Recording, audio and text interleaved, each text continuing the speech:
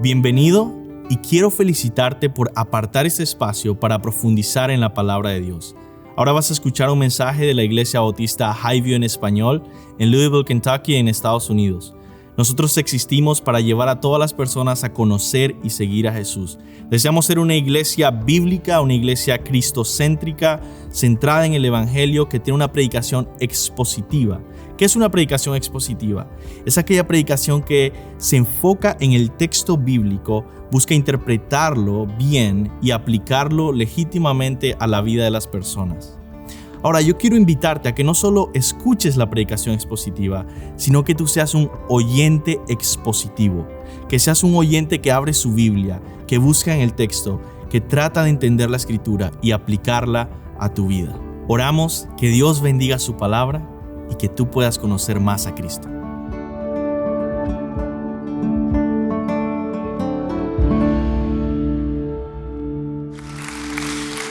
Gloria a Dios. Puede sentarse y abrir su Biblia en el Evangelio de Juan, capítulo 4. Si vienes por primera vez, bienvenido. Lo que hacemos en este tiempo es ir a través de una parte de la Biblia y conocer qué es lo que significa, qué es lo que dice y cómo puede afectar nuestras vidas para bien. Vamos en el Evangelio de Juan, capítulo 4, y avanzando en todo este libro de la Biblia. Y dice así la historia de hoy. Por tanto, cuando el Señor supo que los fariseos habían oído que Él hacía y bautizaba más discípulos que Juan, aunque Jesús mismo no bautizaba sino a sus discípulos, salió de Judea y se fue otra vez a Galilea. Y él tenía que pasar por Samaria. Tenía que pasar por Samaria. Llegó pues a una ciudad de Samaria llamada Sicar, cerca de la parcela de la tierra que Jacob dio a su hijo José. Y allí estaba el pozo de Jacob.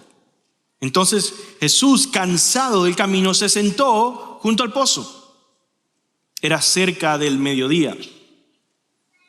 Una mujer de Samaria vino a sacar agua y Jesús le dijo: dame de beber. Pues sus discípulos habían ido a la ciudad a comprar alimentos. Entonces la mujer samaritana le dijo: ¿cómo es que tú, siendo judío, me pides de beber a mí, que soy samaritana? Porque los judíos no tienen trato con los samaritanos. Jesús le respondió: si tú conocieras el don de Dios, ¿y quién es el que te dice dame de beber? Tú le habrías pedido a él y él te hubiera dado agua viva. Ella le dijo: Señor, no tienes con qué sacarla y el pozo es hondo. ¿De dónde pues tienes esa agua viva? ¿Acaso eres tú mayor que nuestro padre Jacob, que nos dio el pozo del cual bebió él mismo y sus hijos y sus ganados? Jesús le respondió: todo el que beba de esta agua volverá a tener sed. Pero el que beba del agua que yo le daré no tendrá sed jamás, sino que el agua que yo le daré se convertirá en él en una fuente de agua que brota para vida eterna.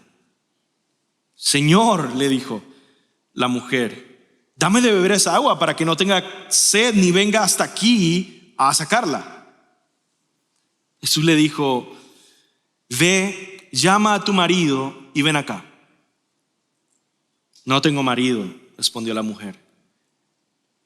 Jesús le dijo: bien has dicho, no tengo marido, porque 5 maridos has tenido y el que ahora tienes no es tu marido. En eso has dicho la verdad. La mujer dijo: Señor, me parece que tú eres profeta. Nuestros padres adoraron en este monte y ustedes dicen que en Jerusalén está el lugar donde se debe adorar. Jesús le dijo: mujer, cree lo que te digo. La hora viene cuando ni en este monte ni en Jerusalén adorarán ustedes al Padre. Ustedes adoran lo que no conocen. Nosotros adoramos lo que conocemos, porque la salvación viene de los judíos. Pero la hora viene y ahora es cuando los verdaderos adoradores adorarán al Padre en espíritu y en verdad, porque ciertamente a los tales el Padre busca que le adoren. Dios es espíritu y los que lo adoran deben adorar en espíritu y en verdad. La mujer le dijo: sé que el Mesías viene, el que es llamado Cristo. Cuando Él venga nos declarará todo. Jesús le dijo: yo soy el que habla contigo. En eso llegaron sus discípulos y se admiraron de que hablara con una mujer, pero ninguno le preguntó: ¿qué tratas de averiguar o por qué hablas con ella? Entonces la mujer dejó su cántaro, fue a la ciudad y dijo a los hombres: vengan, vean a un hombre que me ha dicho todo lo que he hecho. ¿No será el Cristo? Y salieron de la ciudad y fueron a donde él estaba. Oh Señor, ayúdanos a poder comprender tu palabra, alimentarnos espiritualmente de ella y, Señor, salir pastoreados por ti, desafiados por tu Espíritu Santo, renovados por tu gracia, en el nombre de Jesús. Amén. El mensaje de hoy quizás se podría resumir en esta frase de: Jesús rescata a una mujer samaritana. Y la verdad es que en el Evangelio de Juan es impresionante que cada pequeña historia que Juan cuenta termina evangelizando, termina con una forma en la que puedes llegar a Jesús, a conocer a Jesús como tu Salvador. ¿Por qué? Porque Juan dice, él escribe el Evangelio y al final del Evangelio dice que él escribió todas estas cosas para que, conociendo a Jesús, pudieran tener fe en él, pudieran creer en él y ser salvos y así tener vida eterna. Y si hay una palabra que la persona común y corriente en la calle pueda comprender de qué se trata el mensaje de la Biblia, el mensaje de salvación, en una sola palabra, probablemente yo propondría la palabra rescate. Rescate. La Biblia, ¿verdad?, nos enseña que la humanidad está perdida en el pecado. Está condenada a muerte y a un infierno eterno. Que la humanidad entera necesita rescate. Y enseña que Dios ha enviado a su Hijo en el poder del Espíritu Santo a rescatar a su pueblo de sus pecados. En el pasaje de hoy encontramos a Jesús rescatando a una mujer que estaba perdida y desahuciada, sufriendo las consecuencias del pecado. Y mientras leemos esta historia hoy, vamos a aprender quién es Jesús como rescatador.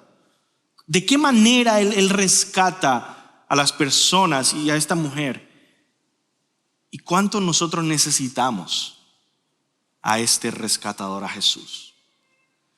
Vamos a comenzar con la primera parte y respondamos esta pregunta: ¿a qué tipo de personas Jesús rescata? Ahora, ¿por qué yo comienzo con esta pregunta? Porque yo creo que el escritor del Evangelio está llevándonos precisamente a este tema en el principio del capítulo 4. Dice así: por tanto, cuando el Señor supo que los fariseos habían oído que él hacía y bautizaba más discípulos que Juan, como lo vimos la semana pasada, y había habido esta rivalidad de popularidad, ¿quién era más popular? ¿Juan el Bautista o Jesús el Bautista? Dice versículo 2, aunque Jesús mismo no bautizaba, sino sus discípulos. Salió de Judea y se fue otra vez para Galilea. En Judea se había encontrado con un choque de ministerios entre Juan el Bautista y Jesús el Bautista. Y dijo: ¿sabes qué? Mejor me voy a Galilea nuevamente. En Galilea es donde está Nazaret y otros lugares donde Jesús vivía. Y el versículo 4 nos dice, haciéndonos un mapa, una trayectoria, Jesús está, ¿verdad?, en Judea y Él va a Galilea, y en medio de estos dos lugares está Samaria. Si usted ve un mapa, en medio de los dos lugares, de donde Él está y donde Él tiene que ir, está Samaria. Y por eso el versículo 4 nos dice esto: y Él tenía que pasar por Samaria. Ahora, la forma en la que está escrita este versículo nos apunta a una necesidad, a una misión. La actitud de Jesús era la de uno que va en una misión de rescate divina, que necesitaba, tenía que pasar por ahí. Era su misión pasar por ahí, no solo para ir a donde iba, pero porque tenía una cita divina, una misión de rescate que cumplir. Y vemos que Él va directo a esto. Él va a rescatar a la mujer samaritana y a través de la mujer samaritana rescatar a otros samaritanos. Ahora quiero explicar un poco ese pasaje. La mayoría de los judíos, se dice que en ese tiempo no pasaban por Samaria para llegar a Galilea. Aunque estaba en el medio, ellos no pasaban por ahí, sino que le daban la vuelta. Ellos querían evitar, muchos judíos querían evitar pasar por Samaria. ¿Por qué? Bueno, porque los judíos veían a los samaritanos con desprecio. Eso mismo el texto nos lo enseña. Pero ¿por qué los veía con desprecio? Quizá tú dices, pero los samaritanos son judíos, ¿no? Y hay un judío te diría, calmado, ¿cómo que judíos?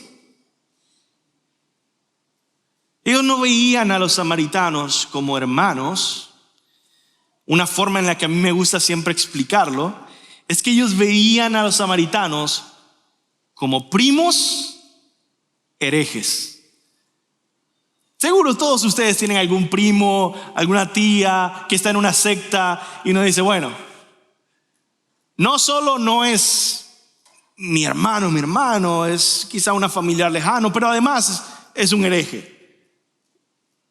Así los judíos veían a los samaritanos, y por buenas razones. Los samaritanos estaban mezclados con paganos gentiles desde el año 722 antes de Cristo. O sea, casi 800 años antes de este encuentro, pasó algo en esa región de la tierra prometida de Israel.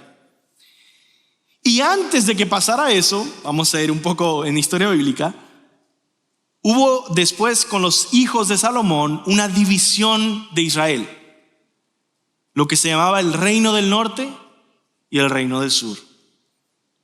Israel dividido en dos. Los más rebeldes eran los del norte, los más idólatras y los primeros en ser juzgados por Dios. Y eso fue con el imperio asirio.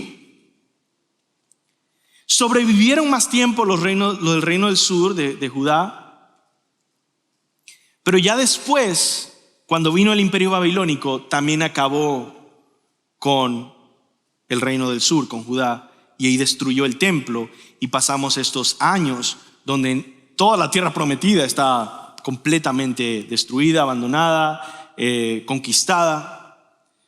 Bueno, ¿entendemos eso? Ahora vamos unos años más allá y vemos que cuando el imperio de Asiria invade y destruye el reino del norte, ellos se llevan a toda la gente buena, por así decirlo, del reino del norte, dejan a los enfermos, a los malvados, a toda la persona mala, y mudan muchísimos paganos de otras naciones a esa parte. Y de ahí, entre casamientos y familias que se formaron a través de los años, empieza a haber toda una mezcla en que ya no se sabía si eran judíos o no judíos. Pero eso no es todo. Después una rebelión espiritual, donde los samaritanos tenían esta rivalidad con Judá, donde está Jerusalén. Allá se construyó el templo y Dios había establecido que hay un solo templo en Jerusalén. Tenían todos que ir a Jerusalén. Recuerdan, de todo el mundo, todos los judíos tienen que ir a Jerusalén al templo.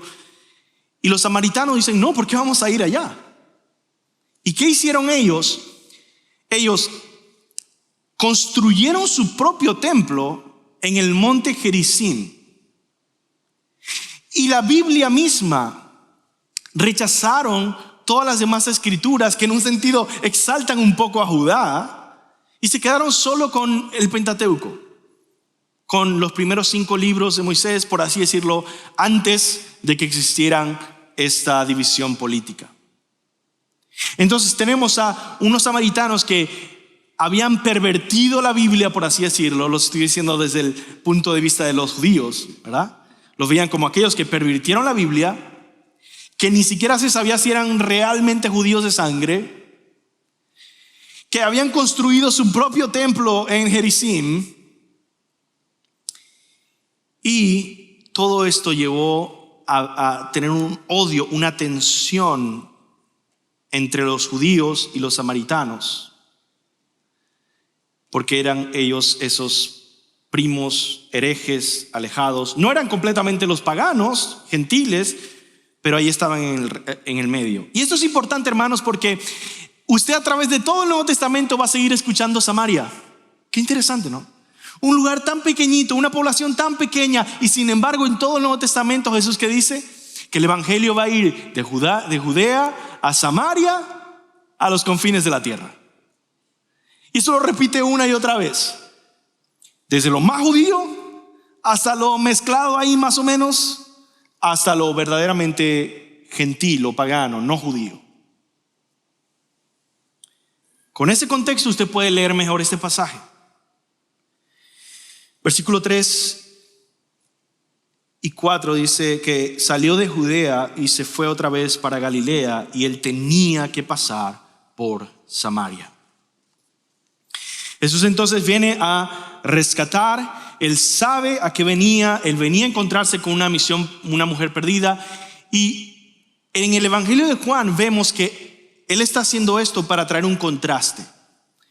Juan nos quiere enseñar que Jesús vino a rescatar todo tipo de personas. En el capítulo 3 vimos que vino a rescatar personas respetables, religiosas, que sienten que ya están bien con Dios sin tener a Jesucristo, como Nicodemo. Y ahora, en el capítulo 4, nos muestra cómo Jesús vino a rescatar también a personas pecadoras, perdidas, desesperadas, dolidas, en crisis. Como dice Lucas 19:10, porque el Hijo del Hombre vino a buscar y a salvar lo que se había perdido. Y es en este contraste que nosotros debemos leer este pasaje, esta historia. Ahora dice versículos 5 al 7, llegó pues a una ciudad de Samaria llamada Sicar, cerca de la parcela de la tierra de Jacob, que Jacob dio a su hijo José. Y allí estaba el pozo de Jacob. Entonces Jesús, cansado del camino, se sentó junto al pozo. Era cerca del mediodía. En algunas de sus versiones dirá la hora sexta o la hora 6. Las horas empezaban a contar desde el amanecer. Entonces si tú cuentas más o menos desde las 6 de la mañana, 6 horas, llegas al mediodía, a las 12. Versículo 7 dice, una mujer de Samaria vino a sacar agua a esa hora. Y Jesús le dijo, dame de beber. ¿Quién era esta mujer? ¿Y por qué está ahí a pleno mediodía? Las mujeres usualmente buscaban agua en el momento del día en el que estaba más fresco, temprano en la mañana o ya acercándose la noche.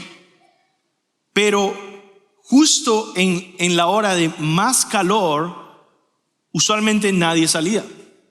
De hecho, cuando viajé a España hace 1 año y medio, es interesante, estaba en uno de los lugares más calientes, que es Sevilla, y ahí todo cierra en las horas más calientes. Ni los que vivían ahí salían. Y nosotros como turistas ahí nomás caminando, quemándonos, ¿no? Hay que explorar. Vacío todo. Naturalmente, cuando uno vive en un lugar tan caliente, la gente evita hacer cosas en la hora más caliente. Pero esta mujer elige el momento más caliente para ir a buscar agua. ¿Por qué? Bueno, muchos estudiosos dicen que probablemente esto habla de una condición social que ella tiene. Ella era una mujer desesperada. Una mujer sin amigos, una mujer que no era bien vista. La mujer samaritana representa a todas las personas que sienten que la vida no le ha sonreído. Si tú estás aquí y tú sientes que tu vida ha sido una tragedia, que no te sientes como alguien que ha logrado sus sueños, sus metas, que te has quedado atrás, este personaje te representa a ti. Esta mujer ya no sabe qué hacer.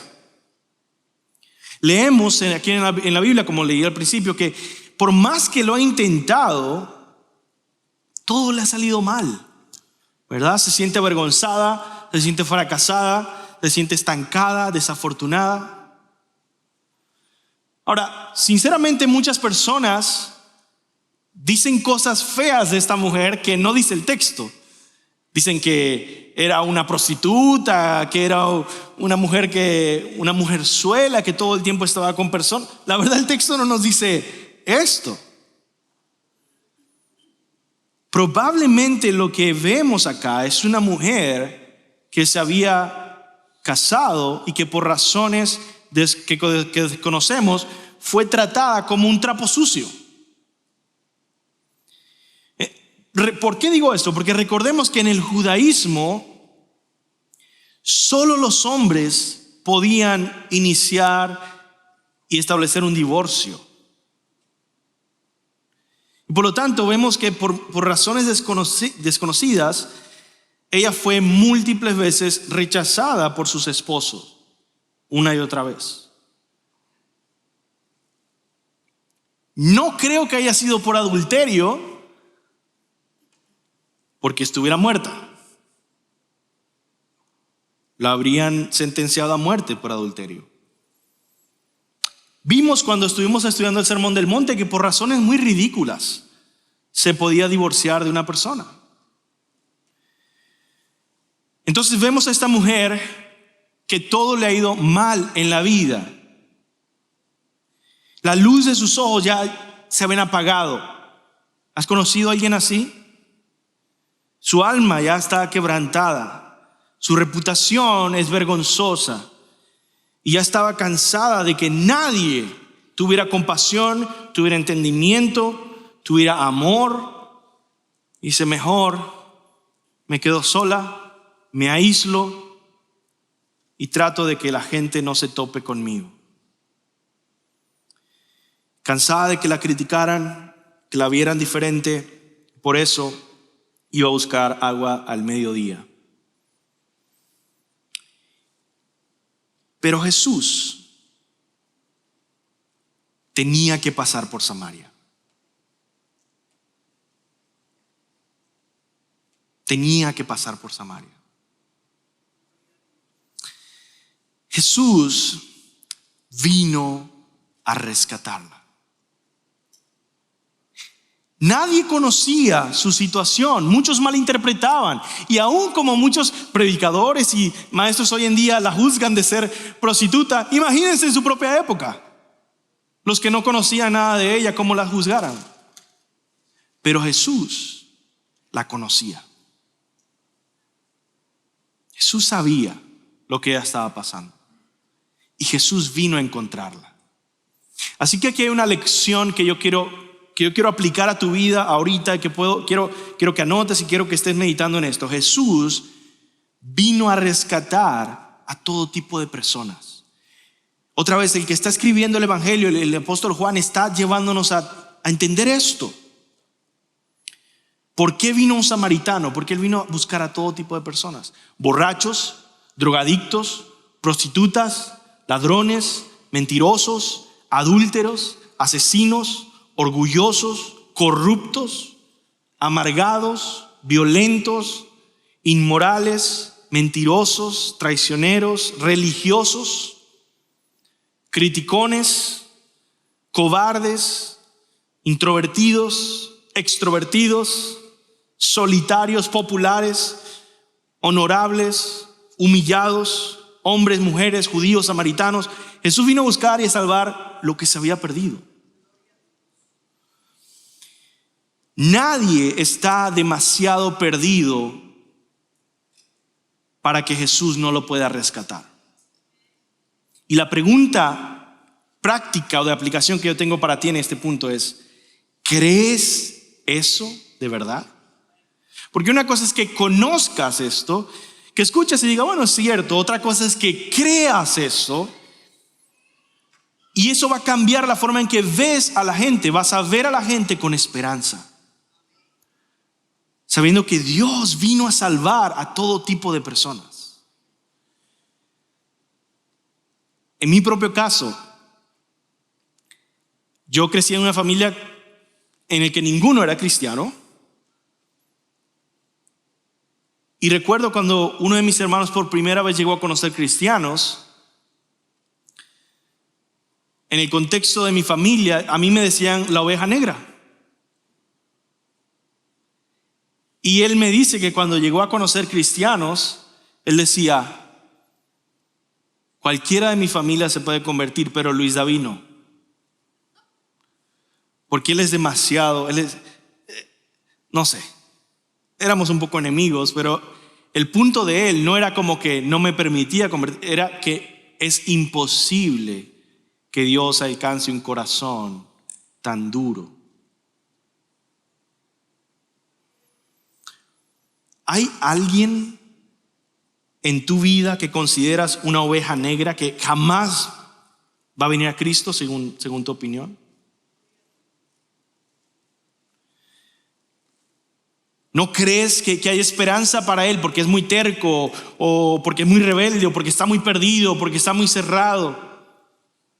Yo espero que este texto que acabamos de estudiar te brinde esperanza y fe hoy, y que tú puedas decir: Jesús vino a rescatar a todo tipo de personas. Yo creo en él. Y algo que nosotros creemos en una iglesia más reformada, que cree en la soberanía de Dios, es que no depende de la habilidad natural de esa persona, sino que Dios de verdad tiene el poder de rescatar a los rebeldes.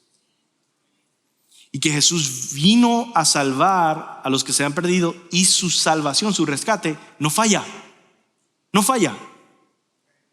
Juan 6:39 dice: y esa es la voluntad del que me envió, que de todo lo que él me ha dado, yo no pierda nada, sino que lo resucite en el día final. Jesús puede salvar a tu hija. Jesús puede salvar a tu hijo. Jesús puede salvar a tu esposa. Jesús puede salvar a tu esposo, a tu padre, a tu madre. Jesús puede salvar a tu jefe, a tu compañero de trabajo, a tu peor enemigo. Jesús vino a buscar y salvar lo que se había perdido. Ten fe. Ora por la salvación de los perdidos y predica el evangelio. Ahora veamos un segundo punto, que es el que más vamos a meditar en el resto del texto, el resto de lo que nos queda. Y es cómo Jesús rescató a esta mujer samaritana. ¿De qué manera Jesús rescata? Lo primero que vemos es que Jesús siempre toma la iniciativa. Versículos 7 al 9. Una mujer de Samaria vino a sacar agua y Jesús le dijo: dame de beber. Pues sus discípulos habían ido a la ciudad a comprar alimentos. Entonces la mujer samaritana le dijo: ¿cómo es que tú, siendo judío, me pides de beber a mí, que soy samaritana? Porque los judíos no tenían trato con los samaritanos. Jesús le dijo: dame de beber. Jesús, nuestro Señor, Padre, Hijo, Espíritu Santo, nuestro Dios, siempre toma la iniciativa. Y quizás tú te puedes poner a pensar y decir: ¿seguro? ¿Seguro que siempre? Acabamos de estudiar el caso de Nicodemo en el capítulo anterior, y Nicodemo fue el que se acercó a Jesús, ¿no? O tú puedes pensar: no, en mi caso yo estuve buscando de Dios hasta que por fin pude encontrar. Y yo te digo: no, eso no es cierto.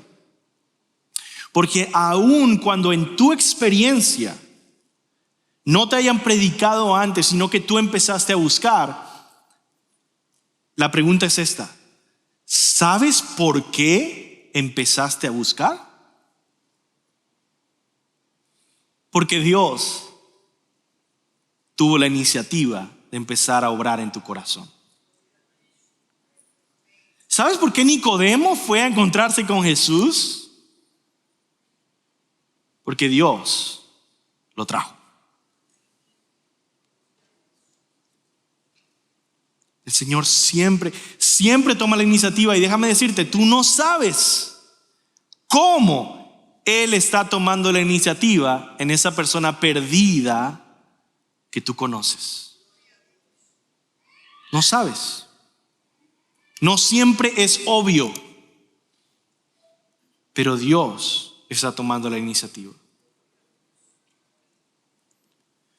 Y quizá tú estás viniendo acá y no eres cristiano y tú dices: ¿de qué está hablando esta persona? Créeme, la Biblia no solo dice que empezó a trabajar hace una semana en tu corazón o algo así. Dice que desde antes de la fundación del mundo, Él ya está obrando en aquellos que Él va a salvar. Tiene un plan perfecto. Dios no es impaciente. Dios no es impaciente. Lo segundo que vemos es que ¿de qué manera Jesús rescata? Él toma la iniciativa, pero en segundo lugar, Él ofrece gracia. Y esto es para resumir mucho de nuestro texto, mucho de la conversación, por la cual voy a tratar de ir rápido. Pero ese es el punto más largo acá. Es el versículo 10. Versículo 10 tiene mucha profundidad. Jesús le respondió: si tú conocieras el don de Dios. La palabra don es regalo. Si tú conocieras el regalo de Dios, si tú conocieras lo que Dios está ofreciendo, el don de Dios, y quién es el que te dice: dame de beber, tú le habrías pedido a Él y Él te hubiera dado agua viva. La razón número uno, si tú no eres cristiano y estás aquí, la razón número uno por la que no eres cristiano, no eres cristiana, es que tú no conoces el don de Dios. Tú no conoces aún el regalo que Dios da, que no depende de nosotros, es un regalo que Él da, inmerecido. Tú no conoces a aquel que está hablando y que tiene vida eterna. Un predicador muy profundo decía que la salvación viene con dos regalos. Una es conocer y la otra es experimentar. Una satisface toda esta angustia y miseria en la que vivimos porque no entendemos cómo interpretar quiénes somos, no entendemos cómo interpretar nuestra vida, el propósito, lo que hacemos, quién es Dios. No podemos interpretar nuestro matrimonio y la familia y el trabajo, y hay toda una angustia por no conocer. Yo he experimentado de una manera profunda cómo el evangelio, mientras más crecemos en el evangelio, más experimentamos eso, cómo aclara las cosas. Ya no vives en esa angustia. Hay una paz mental porque ahora conoces cómo Dios va organizando todo. Pero en segundo lugar, no solo es conocimiento, hay una experiencia. De que hay una sed espiritual, de que hay un anhelo profundo en el alma de todo ser humano que no puede ser satisfecha por ninguna otra cosa sino el don de Dios, el regalo de Dios, la gracia de Dios, el Espíritu Santo, trayendo todas las bendiciones de Cristo según el plan del Padre a tu vida, aplicándolas a tu vida. Esa es la salvación trinitaria que tenemos. El Espíritu Santo aplicando todas las bendiciones de Cristo por el plan del Padre en tu vida. Ahora, ¿cuál es el punto de este versículo? Que Jesús le ofrece gracia inmerecida a esta mujer que se siente desechada.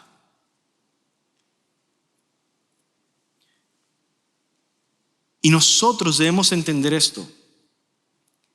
La única razón por la que somos cristianos, la única razón por la que estamos aquí, es porque Dios nos ha dado gracia inmerecida. La palabra gracia significa ese regalo, ese favor que no nos ganamos. Merecíamos condenación, pero el Señor nos dio esta gracia. Y cuando uno empieza a entender esto de la gracia, uno dice, pero ¿por qué? ¿Por qué? ¿Por qué la gracia me alcanzó? Nunca vas a responder esa pregunta. La Biblia más bien te lleva a entender que la respuesta no debe ser ¿por qué? La respuesta debe ser gracias. No sé por qué el Señor me salvó a mí y quizá no a un hermano. No sé por qué eligió a Jacob y no a Esaú. Pero gracias, porque yo merecía estar en el infierno.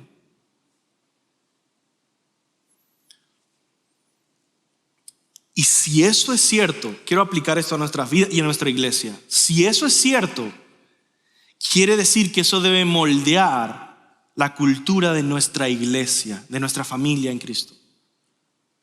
Porque aquí nadie vino a ser cristiano y nadie vino a ser parte de la iglesia porque lo merecía. Es por gracia. Nadie vino a ser aquí cristiano o miembro de la iglesia porque era mejor que otro o porque era más digno que otro. Es decir, todas esas cosas pueden contar en el mundo, pero no en la iglesia. Porque 100% de las personas que son parte de la familia de Dios lo son por gracia inmerecida. Por eso un escritor muy famoso que se llama Tim Keller enseña que eso quiere decir que cuando vengamos a la iglesia debemos dejar en la puerta todas las cosas que nos distinguen o nos separan. Aquí no importa quién tiene maestría o doctorado. No importa quién es rico o quién es pobre, no importa quién tuvo un pasado de crimen o de buena reputación, solo importa una cosa cuando venimos a la iglesia. La gracia de Dios nos ha salvado. Somos cristianos, iguales entre todos, y nos reunimos a adorar a Jesús y a aprender más de Él y cómo obedecerle. El texto continúa y dice el versículo 11, ella le dijo, Señor, no tienes con qué sacarla y el pozo es hondo. ¿De dónde pues tienes esa agua viva que tú dices? Ese gran don de Dios, esa solución que está presentando Jesús. Si es una persona que está cansada aquí sentada al lado mío, me está pidiendo agua, ¿cómo me está ofreciendo gran cantidades de agua si él no tiene con qué tomar? La mujer está interpretando todo esto de una manera muy terrenal, ¿verdad? Dice, ¿acaso tú eres mayor que nuestro padre Jacob? Le dice Jesús, pensando, claro que sí. Que nos dio el pozo del cual bebió y sus hijos y sus ganados. Es decir, ¿tú crees que si tú tuvieras una solución mejor para el asunto del agua, la gente ya no lo sabría? Ella no entiende que Jesús no está hablando de agua. Jesús le respondió, versículo 13, todo el que beba de esta agua volverá a tener sed. Escuché una historia de estas personas que estaban siguiendo un río aquí en Estados Unidos hasta llegar a su fuente donde brotaba el agua, y algunas personas, ingenieros, habían puesto justo ahí donde salía y brotaba el agua una inscripción que decía, cualquiera que beba esta agua volverá a tener sed. Y es cierto, ¿hay algo más cierto que eso? Miren, hermanos, ustedes y yo hemos experimentado lo que es estar en un día de calor y decir, oh, tengo sed. Ahora, si tú tomas un poquito de agua y sacias tu sed, tú dices, listo, ya no tengo que volver a tomar más agua en mi vida. O sabes, esto va a durar muy poco. Cualquiera que beba de esa agua volverá a tener sed. Y esto es muy importante para entender cómo funciona nuestra dinámica de cómo nos relacionamos con el mundo. Porque una de las cosas difíciles con luchar contra el pecado es este asunto de que el pecado produce un placer que es real. Y uno dice, pero ¿cómo lucho con esto si esto tuvo un placer real? Y Jesús dice, sí, pero cualquiera que tome de esa agua volverá a tener sed. Y al final es una satisfacción terrenal y carnal que jamás va a llegar a tu alma. Un predicador decía, es como encontrarte una persona que está muriéndose de hambre y tú decirle, mira, respira más aire, respira más aire. El aire va para otro lugar. Mi estómago necesita comida. Así somos nosotros cuando decimos, me siento vacío, me siento incompleto, voy a buscar esto, voy a buscar lo otro. Eso jamás va a tocar tu alma. Y por toda la eternidad estarás vacío y en el infierno sin Jesús. Jesús básicamente explica la condición del ser humano diciendo que los seres humanos tenemos una sed que nadie puede satisfacer, pero que fuimos creados para beber un agua infinitamente satisfactoria y pura y eterna. Y el profeta Jeremías precisamente hablaba de esto y lo decía así en Jeremías 2:13, porque 2 males, 2 pecados ha hecho mi pueblo. Me ha abandonado a mí, fuente de agua viva, y ha cavado para sí cisternas agrietadas que no retienen agua. Nos hemos rebelado contra Dios, que es la fuente de nuestra felicidad, nuestro gozo, nuestra plenitud, y en esa rebelión vamos a buscar en pozos que tienen agujeros y no hay nada que sacar.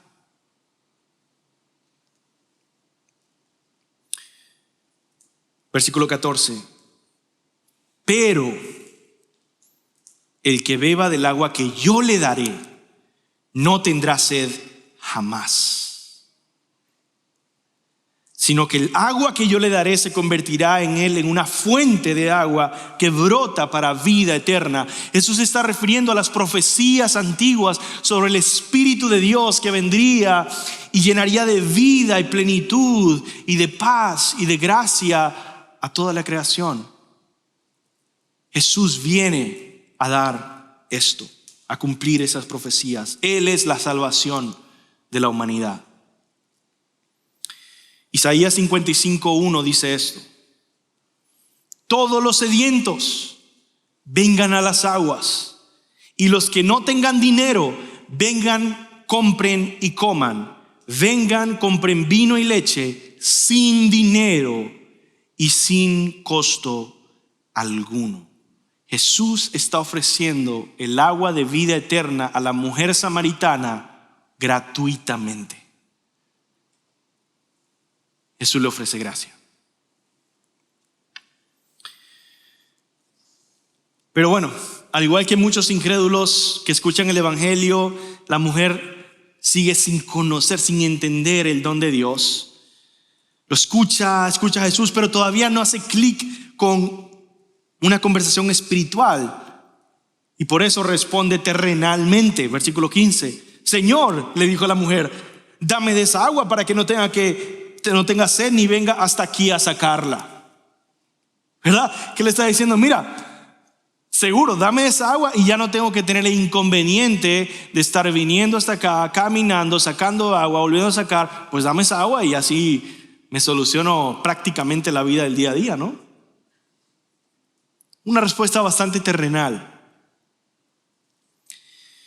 Pero para que ella se dé cuenta de su necesidad, Jesús viene ahora a un tercer paso, que es que Jesús confronta su pecado, su vacío, su necesidad espiritual. Versículos 16 al 18. Jesús le dijo, ve y llama a tu marido y ven acá. No tengo marido, respondió la mujer. Jesús le dijo, bien has dicho, no tengo marido, porque 5 maridos has tenido. El que ahora tienes no es tu marido. En eso has dicho la verdad. Jesús lleva a verle, lleva a que ella deje de pensar en el asunto terrenal, práctico de sacar agua. Y Jesús viene y le dice, yo estoy hablando de tu corazón, de tu alma. ¿Por qué? Porque es verdad, tú tienes sed y te estás buscando agua física, es cierto, pero ¿acaso tú no lloras todos los días por una necesidad profunda que está dentro de ti?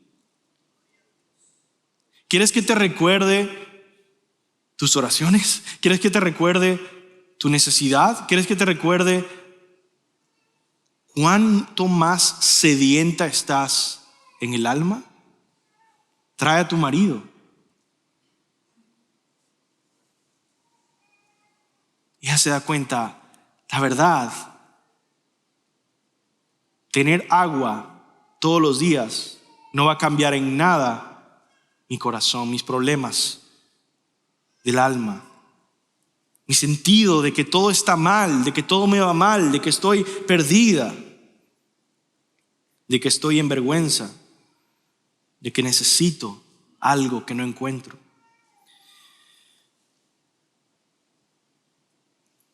Hermanos, yo quiero recordarles, yo no sé qué estás pasando, pero estoy seguro de que algunos de ustedes están pasando quizá por momentos difíciles. Ella es una mujer que está pasando por momentos difíciles. Y yo te quiero decir algo, muchas veces Dios está usando esos momentos difíciles para ponerte a solas con Él y que tengas ahora el tiempo para pensar en las cosas espirituales.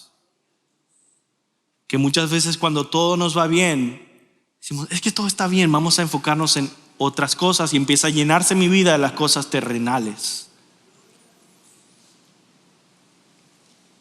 Yo no te estoy deseando ningún mal,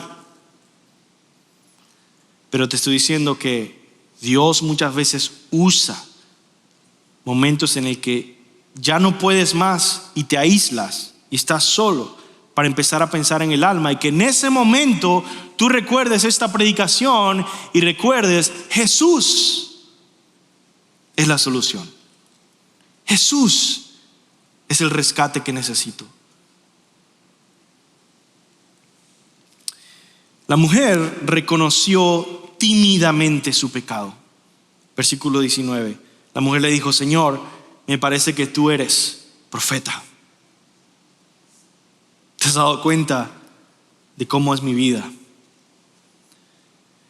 Y aunque haya sido una aceptación tímida, yo te digo, jamás tú vas a poder venir a Jesús sin lidiar con tu pecado.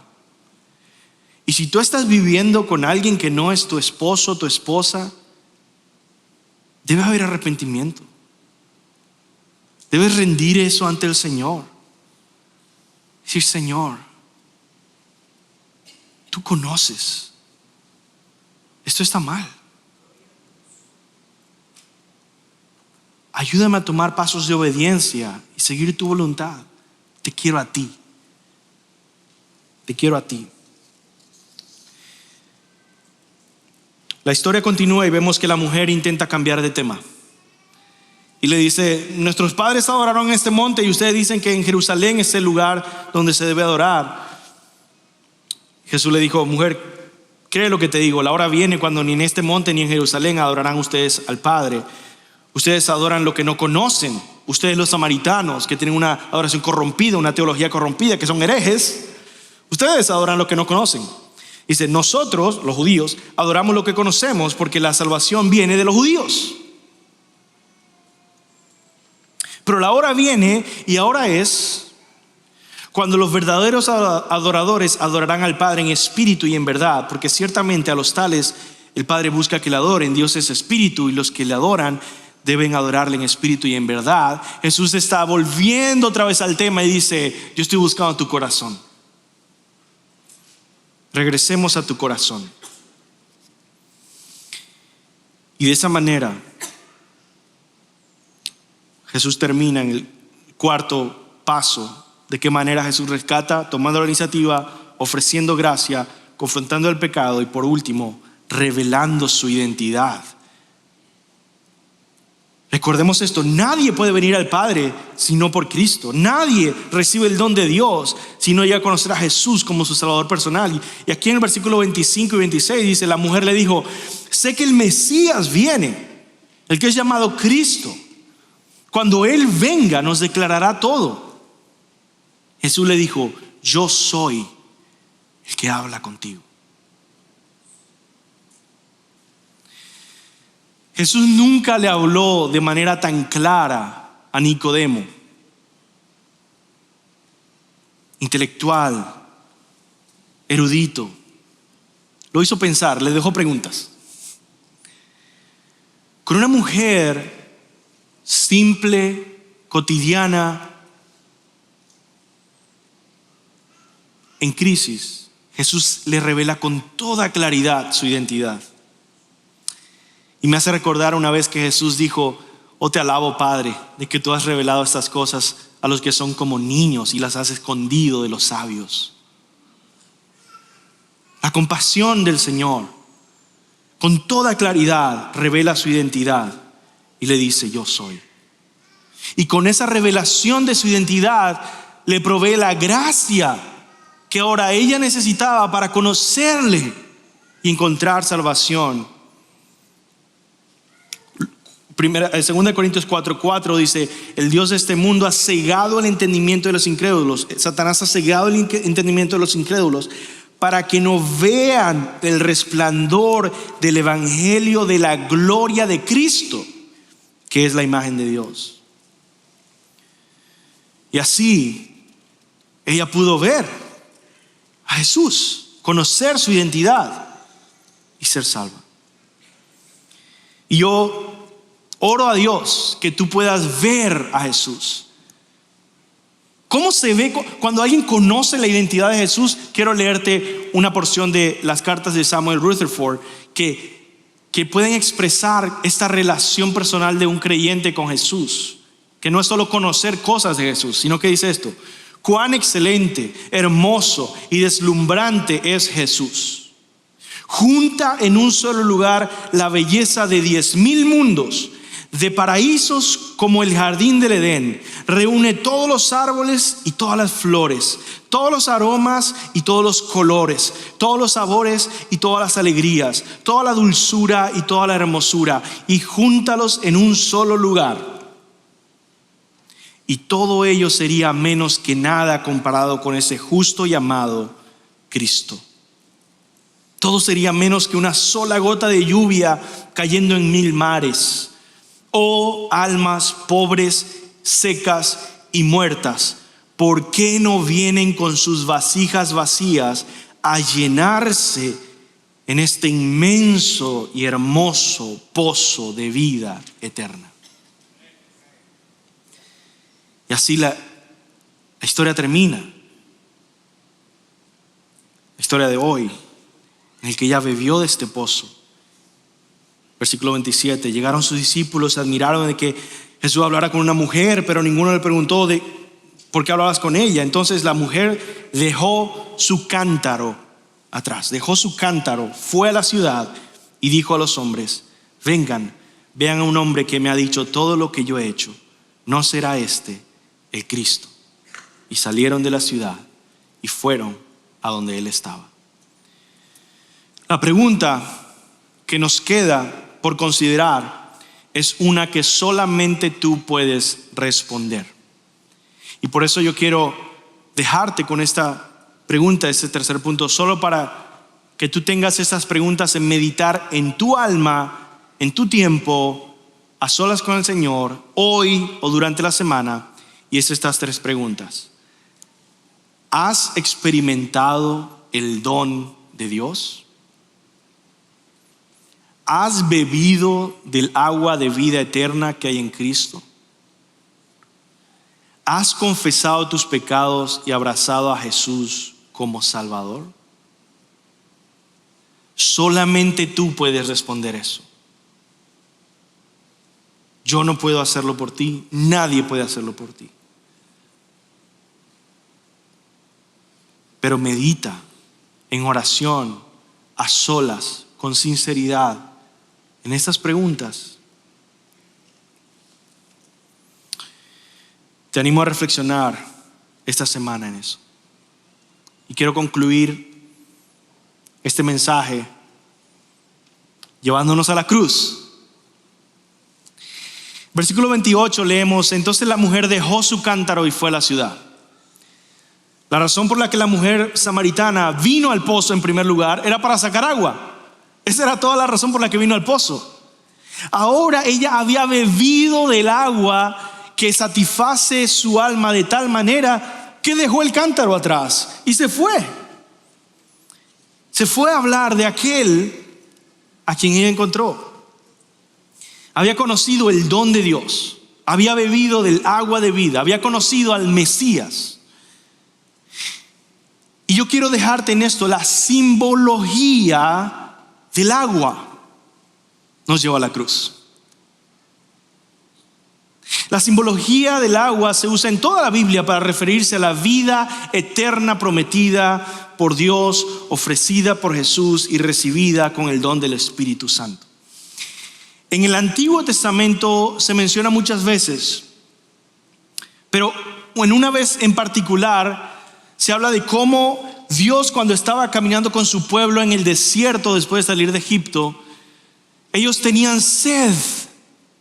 Tenían gran sed en el desierto y estaban pidiendo agua. Y Dios les proveyó agua. Los llevó a una roca. Y golpeando la roca salía agua sobrenaturalmente. Dios proveyéndole agua a su pueblo. Saltamos al Nuevo Testamento y encontramos que Jesús se describe a sí mismo como el agua de vida y como la roca que seguía a Israel en el desierto. Y cuando vamos a la cruz, Jesús es crucificado y la simbología del agua vuelve a aparecer.